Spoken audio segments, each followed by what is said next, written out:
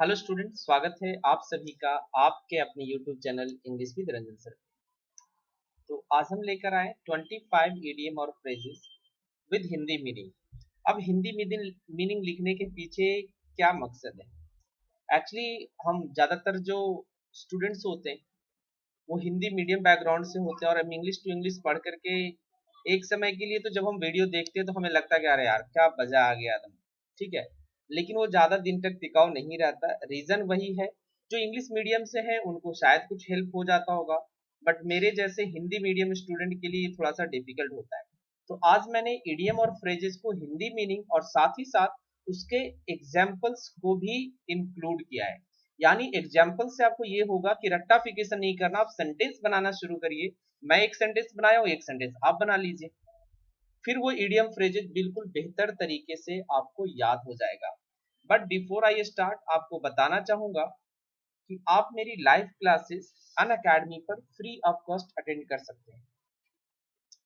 बिल्कुल सही सुना आपने, अनअकैडमी की जो मेरी क्लासेस है उसे आप फ्री में अटेंड कर सकते हैं। रजिस्टर करिए अनअकैडमी का लर्नर ऐप इंस्टॉल करके और इस कोड का इस्तेमाल करिए। अब आप कहेंगे कि सर क्या जरूरी है कि मैं अनअकैडमी पर आके आपकी क्लासेस देखूं? मैं आपकी यूट्यूब पर क्लासेस देख लेता हूं, बट अनअकैडमी पर क्यों? तो अनअकैडमी पर सिर्फ आपको बुलाने का एक मकसद है कि जब आप अनअकैडमी पर मेरा लाइव क्लासेस लेंगे तो आप खुद का सेल्फ इवैल्यूएशन कर पाएंगे। यानी आप देख पाएंगे कि आपकी प्रिपरेशन औरों की तुलना में कितना अच्छा है। जब हम अकेले पढ़ते हैं तो हमें लगता है कि हमने बहुत कुछ पढ़ा है और हमने बहुत कुछ सीखा है, लेकिन क्या औरों की तुलना में, औरों के बीच में हम अपने आप को कहाँ पाते हैं?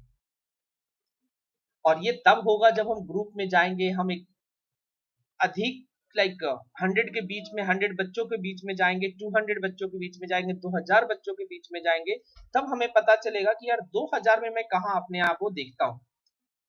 और फिर आपको अपने आप में ये पता चलेगा कि कहाँ से शुरू करना है। तो क्लासेस के लिंक आपको इस वीडियो के डिस्क्रिप्शन बॉक्स में मिल जाएगा। जस्ट लिंक पर आप क्लिक करेंगे तो आप हमारे अनअकैडमी की जो क्लास है उस पे आप रीडायरेक्ट हो जाएंगे। सबसे ऊपर मेरा प्रोफाइल लिंक मिलेगा, उस लिंक पर क्लिक करके आप अनअकैडमी प्रोफाइल पे जाके देख सकते हैं कि कौन कौन सी अपकमिंग क्लासेस हैं। अगर आप लिंक पे नहीं करते हैं क्लिक, तो आप डायरेक्ट प्रोफाइल पे करके आप अनअकैडमी की कौन कौन सी क्लासेस मेरी होने वाली है वो आपको पता चल जाएगा। तो डिस्क्रिप्शन को फॉलो कीजिए और जुड़िए मेरे लाइव सेशन से। मुझे बहुत अच्छा लगेगा अगर आप मेरे साथ लाइव सेशन ज्वाइन करेंगे।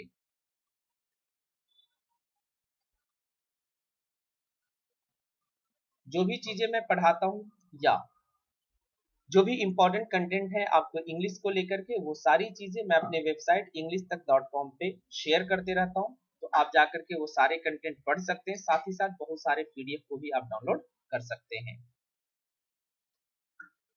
चलिए, सबसे पहला हमारा जो इडियम और फ्रेजेस है वो है एबीसी। एबीसी को हम कहते हैं मोस्ट एलिमेंट्री नॉलेज, यानी बिल्कुल प्रारंभिक ज्ञान। बिल्कुल प्रारंभिक ज्ञान यानी किसी सब्जेक्ट का, किसी टॉपिक का, किसी चीज का आपके पास क्या कोई बेसिक नॉलेज है, हम इसका यूज सेंटेंस में कैसे करेंगे? हम जब इसका सेंटेंस में यूज करेंगे तो कर सकते हैं like he does not know even the ABC of English. वह इंग्लिश का एबीसी भी नहीं जानता, यानी उसको प्रारंभिक ज्ञान भी उसका नहीं है, एलिमेंट्री नॉलेज भी नहीं है। यानी हम कह सकते हैं कि उसको लेटर नहीं आता होगा, उसको अल्फाबेट नहीं आता, उसको वर्ड नहीं आता होगा, उसको फ्रेज नहीं आता होगा। ये सारी चीजों के लिए हम कर सकते हैं। कुछ और एग्जांपल्स बना सकते हैं like do you want to learn या do you want to know, do you want to know the ABC of physics. क्या आप फिजिक्स की प्रारंभिक ज्ञान चाहते हैं, सीखना चाहते हैं, जानना चाहते हैं? तो हम इस तरीके से एबीसी का यूज करेंगे। ध्यान रखेंगे कि एबीसी हमेशा कैपिटल लेटर में लिखा जाता है, ऐसे नहीं लिख सकते एबीसी, ऐसे नहीं लिख सकते, ये गलत फ्रेज हो जाएगा। चलिए, नेक्स्ट हमारा है settle one's account with somebody. Settle one's account with somebody, pay what one owes to someone. मतलब किसी से आपने कुछ कर्ज लिया है, कुछ उधार लिया, उसको चुकता करना। यानी हिसाब किताब क्या करना, चुकता करना किसी व्यक्ति से। चलिए इसके एग्जांपल्स देख लेते हैं।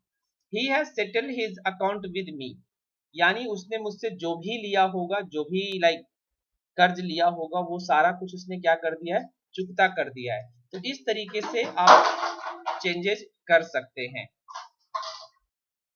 नेक्स्ट है हमारा add fuel to fire, say something that makes people react more strongly, यानी इसको हम कहते हैं आग में घी डालना। यानी ऑलरेडी पहले से खूब सारा कयोस हो रखा है, खूब सारा टेंशन हो रखा है, और उसमें आप क्या कर रहे हैं, घी डाल रहे हैं, तो उसको हम कहते हैं आग में घी डालना। एग्जांपल्स देखेंगे। he added fuel to fire when Mohan was beating his son, यानी मोहन अपने बेटे को पीट रहा था और वो आया और उसके बेटे के बारे में कुछ और बुराइयां शुरू कर दी। तो हम कह सकते हैं he added fuel to fire when Mohan was beating his son। Next हमारा है play the app. Play the app इसका मतलब है मिमिक करना, यानी किसी चीज का नकल करना, कॉपी करना। जैसे ना प्ले द एप, एप का मतलब वो लंगूर से होता है, उसी के जैसा हरकतें करना। एग्जाम्पल्स होगा you can not achieve your goal by playing the app, आप नकल करके अपने गोल को प्राप्त नहीं कर सकते, अपने लक्ष्य को प्राप्त नहीं कर सकते हैं। नेक्स्ट हमारा है एप्पल पाई ऑर्डर, इसका मतलब होता है परफेक्ट ऑर्डर। देखिए सुनने में ये आपको नेगेटिव फील होगा कि लग रहा है नेगेटिव मीनिंग आएगा, लेकिन ये नेगेटिव नहीं, पूर्ण रूप से व्यवस्थित। एप्पल पाई ऑर्डर का मतलब होता है पूर्ण रूप से व्यवस्थित, मतलब बिल्कुल ऑर्डर में, बिल्कुल एक तरीके से सजाया हुआ।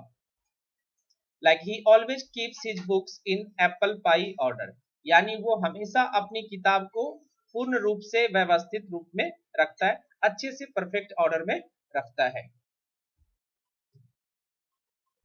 नेक्स्ट आपका है with open arms. With open arms का मतलब था खुले दिल से, ठीक है, खुले दिल से।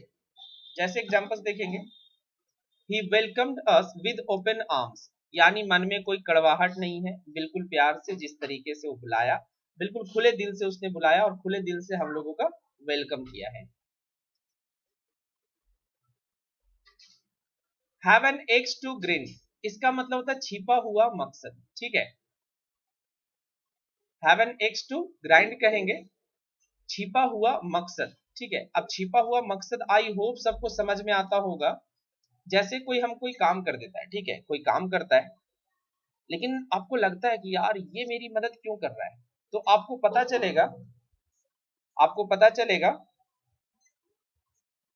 कि यार कुछ जरूर तो हिडन मोटिव है, ठीक है, कुछ जरूर हिडन मोटिव है, तभी ये मेरी मदद कर रहा है। तो लिखा है he has an axe to grind in helping the poor, यानी गरीब की मदद करने में भी उसका छुपा हुआ मकसद है, ठीक है। He has an axe to grind in helping the poor, यानी कुछ तो है भैया, अगर किसी की मदद कर रहे हैं। और लोग होते हैं बहुत सारे इस तरह के कि आपको लगेगा कि आपकी हेल्प कर रहे हैं, लेकिन उसके पीछे उनका बड़ा ही छिपा हुआ मकसद होता है। तो ये समझ में आया कि have an axe to grind का मतलब होगा हैव अ सेल्फिश मोटिव, यानी कि कुछ तो आपको फायदा होने वाला है तभी आप ये काम को कर रहे हैं। जैसे हम भगवान को नारियल फोड़ने जाते हैं, लाइक माता जी को नारियल चढ़ाने जाते हैं, तो उसके पीछे कहीं ना कहीं have an axe to grind का मीनिंग होता है, वे हम चाह रहे हैं मेरे रिजल्ट करवा दे, मेरे पास हो जाऊं, तो ये सारा कुछ। नेक्स्ट हमारा है बेयर द बर्nt ऑफ, ठीक है, बेयर द बर्nt ऑफ, इसका मतलब होता है एंड्योर द मेन फोर्स या शॉक, मुख्य वार को सहन करना। मतलब जैसे अभी रशिया और यूक्रेन में चल रहा है, अभी तक शायद ऐसा लग रहा है कि रशिया ने वो फाइनल वार नहीं किया है, फाइनल वॉर नहीं किया है, फाइनल जो अपना ताकत है ना वो नहीं उस पर झोंका है, तो उसको कहते हैं bear the brunt of. Examples देखेंगे, the forces have to bear the brunt of the enemy, यानी क्या करना पड़ेगा आर्मी को, फोर्सेज का मतलब सेना, लोग उनको क्या करना पड़ेगा जी, मेन वार को, जो एनिमी का मुख्य वार होगा उसको सहन करना पड़ेगा, उसको बर्दाश्त करना पड़ेगा।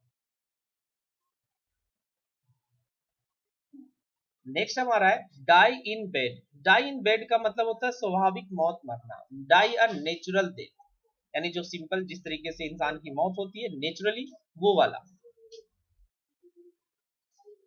Mister Sinha died in bed, यानी जो मिस्टर सिन्हा है उनकी मौत नेचुरल तरीके से हो रही है, स्वाभाविक तरीके से हुई है। नेक्स्ट हमारा है बिकॉज ऑफ का मतलब होता है बाय रीजन ऑफ या ऑन अकाउंट ऑफ, मतलब के कारण। बहुत बार एग्जाम में पूछे जाते हैं। Because of his bad habits he lost his job, अपने बुरे आदतों के कारण उसकी नौकरी छूट गई। आप इसको दूसरे तरीके से भी लिख सकते थे कि he lost his job because of his bad habit, यानी ये वाला पार्ट को आप पहले रख सकते थे और इसको आप बाद में रख सकते थे। नेक्स्ट है below the belt. Below the belt का मतलब ऐसे होता है गंदा, इट मीन्स अनुचित तरीके से। Contrary to principles of fairness, यानी जो अच्छाई है उसके थोड़ा सा उलट। जो कोई भी चीज करने का एक स्टैंडर्ड होता है, एक लेवल होता है, उससे गंदा, उससे बुरे तरीके से, उसको हम कहते हैं बिलो द बेल्ट। जैसे बहुत बार कपिल शर्मा पे भी आरोप लगते आया है कि जो उनकी कॉमेडी होती है वो बिलो द बेल्ट होती है। ठीक है, कॉमेडी जो उनकी होती है कभी कभी वो बिलो द बेल्ट चली जाती है, यानी एक स्टैंडर्ड जो है ना उससे थोड़ा सा नीचे गिर जाता है, उसका स्तर खराब हो जाता है, उसको हम कहते हैं below the belt. Nobody should hit his opponent below the belt, यानी कितना भी बड़ा अपोनेंट हो, कितना भी बड़ा विरोधी हो, उसको कम से कम अनुचित रूप से, लाइक जो एक प्रिंसिपल है उसी तरीके से हिट करना चाहिए, लाइक लड़ना चाहिए, उससे फाइट करना चाहिए दूसरे तरीके से। जैसे आपने सुना होगा कि महाराणा प्रताप के पास जब कोई लाइक लड़ने के लिए आ जाता था और उसके पास तलवार नहीं होता था, पहले अपना एक तलवार देते थे कि पहले तुम तलवार लो, फिर दोनों के पास होगा, फिर हम लड़ेंगे। तो वो होता है कि स्टैंडर्ड लेवल, पता नहीं, फिर वैसे तो खुले हाथ आप मार दीजिए, कोई दिक्कत नहीं है। तो बिलो द बेल्ट समझ में आया, मतलब अनुचित तरीके से, एक स्टैंडर्ड लेवल से थोड़ा सा नीचे। चलिए नेक्स्ट हमारा है give a wide berth to. इसका मतलब होता है दूर रहना या किसी से दूरी बना के रखना, मतलब अवॉइड करना, किसी को अवॉइड करना, किसी से दूरी बना के रखना, किसी से बात विचार नहीं करना। He gave a wide berth to the probable conflict, यानी कि शायद जो ऐसा है कि शायद कुछ हो जाए, मतलब प्रोबेबल कॉन्फ्लिक्ट का मतलब कि जो शायद होने वाली एक कॉन्फ्लिक्ट है, एक द्वंद है, एक युद्ध है, उससे उसने दूरी बना लिया, भाई मुझे इसमें नहीं पड़ना है। लाइक भारत, भारत अभी रसिया और यूक्रेन के युद्ध से अपना give a wide berth to Russia and Ukraine युद्ध, भैया उन दोनों से थोड़ा दूर है भैया, आप लोग देख लो, बाद में मुझे देखा जाएगा, जो भी होगा मैं करूंगा। चलिए नेक्स्ट हमारा है फ्यू एंड फार बिटवीन। इसका मतलब होता है इनफ्रीक्वेंट, यानी बहुत कम, इतना कम कि आप उसको कह सकते हो लिटिल, ना के बराबर। The happy days in poverty are far and few between. जो हैप्पी डेज इन पॉवर्टी, यानी जो गरीबी में हैप्पी डेज होता है वो बड़ा कम होता है, गरीबी में कहाँ अच्छे दिन आते हैं। नेक्स्ट हमारा है between the devil and the deep sea. अब इसको कहते हैं इनर डायलेमा, यानी दो समान मुसीबत के बीच फंस जाना। कहने का अर्थ हुआ कि भैया एक तरफ कुआं और दूसरी तरफ खाई, ये हमारा एडियम जो हिंदी में है काफी फेमस है, कि मतलब ऐसा सिचुएशन है, ऐसी स्थिति है, दोनों बदतर है, दोनों खराब है, और उसके बीच में फंस जाना, चाहे इधर जाओ चाहे इधर जाओ, मरना तो आपको है ही, नुकसान पहुंचना आपको है ही। Having saved a criminal like him, she fell between the devil and the deep sea. मान लो कि ये वकील होगी या कोई भी वैसी होगी जिसने एक क्रिमिनल को, काफी खतरनाक क्रिमिनल को बचाई। अब कहा जा रहा है कि having saved a criminal like him, इस तरह के क्रिमिनल को बचा करके, she fail between the devil and the deep sea, यानी अब वो मुसीबत में पड़ गई है, ना तो इधर की रही, मतलब अपने परिवार से या सोसाइटी से, ना ही वो क्रिमिनल की तरफ से। ठीक है, नेक्स्ट हमारा है bite the dust. Bite the dust इसका मतलब था हार जाना या धाराशायी होना। To be defeated in English, to be defeated यानी हार जाना। कह सकते हैं Pakistan beat the dust in the Kargil war, यानी पाकिस्तान जो था कारगिल वार में क्या हुआ था, बीट द डस्ट यानी हार गया था, भारत उसमें जीत गया था।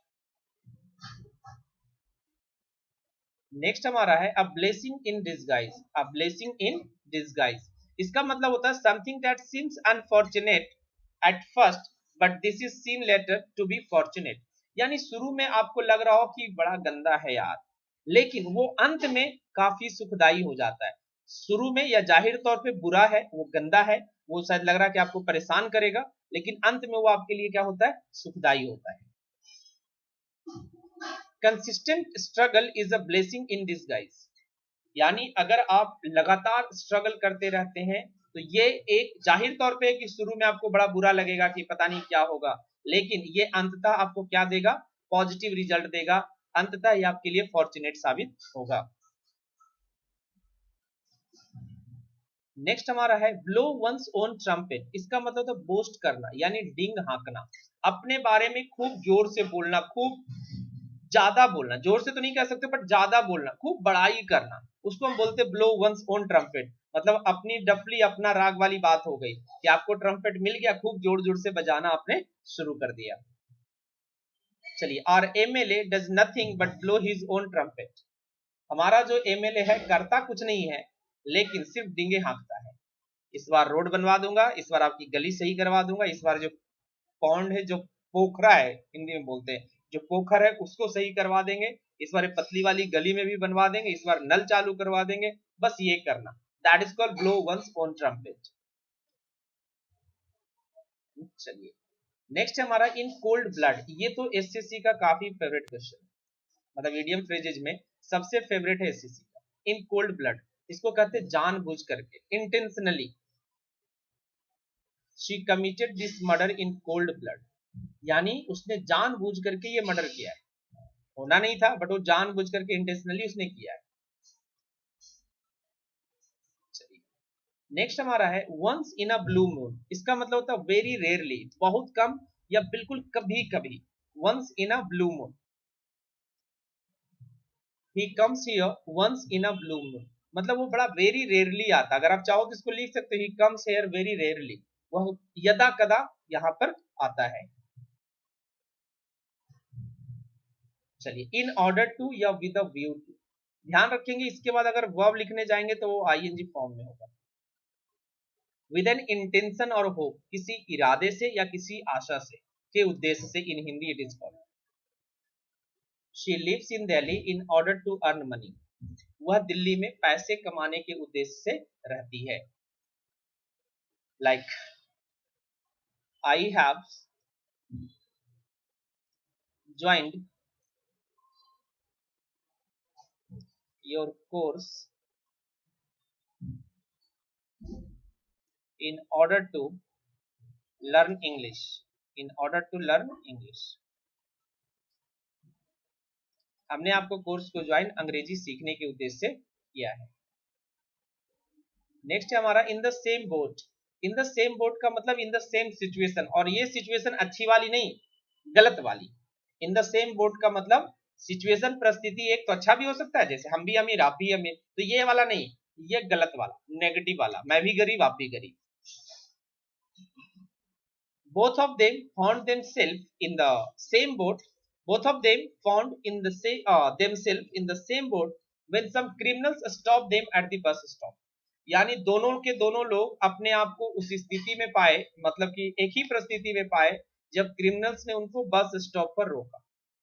both of them found themselves in the same boat, यानी कि एक ही परिस्थिति में, या दोनों को क्रिमिनल्स ने रोक लिया। निकालो, ये बिहार में हमारे पास पहले ज्यादा हुआ करता था, अब माइट भी थोड़ा कम है, अब चूंकि मैं दिल्ली में रहता हूं तो उतना जानकारी है नहीं। Miss the boat, miss the boat का मतलब होता है असफल होना या नाकामयाब होना। He miss the boat to find a government job, finally वो पढ़ाना शुरू कर दिया, लाइक मी, मेरे जैसे बहुत सारे। ही मिस द बोट यानी असफल हो गया, फेल हो गया गवर्नमेंट जॉब लेने में, तो मिस द बोट का मतलब असफल होना, नाकामयाब होना। नेक्स्ट है हमारा keep body and soul together. Keep body and soul together यानी आत्मा को सोल से मिला करके रखना, और ये दोनों कब मिलेगा, तो कहने का मतलब हो गया कि अपनी लाइफ को जीना, जिंदगी निर्वाहन करना या जीवन यापन करना या जीवन निर्वाह करना। It is difficult for many people to keep body and soul together during corona. ये एड मेरे से छूट गया, ड्यूरिंग कोरोना। बट देखो कितने छोटे आ रहे हैं यहाँ पे, अभी जहां पर हूं ना, इतने छोटे छोटे रैट है ना, मैं बता नहीं सकता हूँ। चलिए, नेक्स्ट है हमारा bring to book. Bring to book का मतलब होता है दंड देना। जब आप किताब लेकर के स्कूल नहीं पहुंचते तो टीचर क्या कहते हैं, लाओ किताब, और जब किताब नहीं लाओगे तो क्या मिलेगा आपको, दंड मिलेगा। चलिए, the culprit should be brought to book. अब ब्रिंग का वर्ब की फॉर्म भी याद रखेंगे, ब्रिंग, ब्रॉट, ब्रॉट, ये भी याद रखेंगे, ठीक है। तो culprit should be brought to book, यानी कल्प्रिट को क्या किया जाना चाहिए, दंड दिया जाना चाहिए। चलिए, born with the silver spoon in one's mouth, काफी मतलब एसएससी में बिल्कुल पूछा जाता है।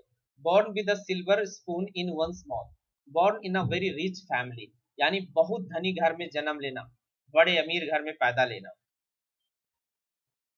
Jawaharlal Nehru was born with a silver spoon in his mouth, यानी जवाहरलाल नेहरू बिल्कुल अमीर घर में पैदा लिए। तो ये थे आज के 25 इडियम और phrases with detail meaning in Hindi and in English as well as examples. तो आई होप ये 25 वर्ड्स, फ्रेजेज, इडियम फ्रेजेज आपको अच्छे लगे होंगे। आगे के लिए अगर आप चाहते हो कि सर इसका आगे भी आना चाहिए, तो आप लोग कमेंट करेंगे तो मैं थोड़ा सा और मोटिवेटेड हूँ। तो जल्द कमेंट कीजिए, बताइए कि हाँ सर और दीजिए, और दीजिए, और वीडियो बनाइए, तो मैं जरूर बनाऊंगा। जाते जाते काम आप लोग जरूर कीजिए, लाइक शेयर और सब्सक्राइब तो आप लोगों ने कर ही रखा होगा। अगर सब्सक्राइब किया और नोटिफिकेशन नहीं मिलता वीडियो की या लाइव क्लासेस की, तो नोटिफिकेशन को टर्न ऑन करना ना भूलें। चलिए, मिलेंगे हम एक नए वीडियो में, तब तक जाते जाते जय हिंद, जय भारत।